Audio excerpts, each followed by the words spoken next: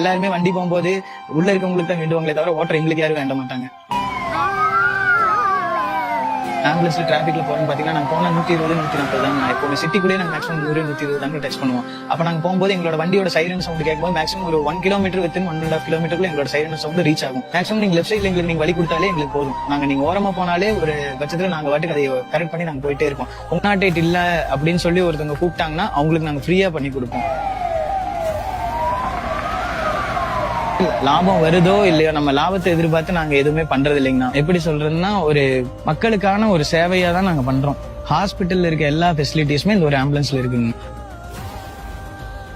போபால் தாங்க போயிருந்தேன். 2100 கிலோமீட்டர் அந்த கணக்கு வரும். நான் 2 நாள் நிக்காம எங்கேயும் நான் ஸ்டாப்பா தான் போயிட்டு இருந்தேங்க. கரெக்டா அதே மாதிரி போய் அங்க ரீச் ஆயிட்டேன். மறுபடியும் ரிட்டர்ன் அங்க இருந்து எம்டியா வரும்போது கொஞ்சம் ரெஸ்ட் எடுத்துட்டு வந்தாங்க.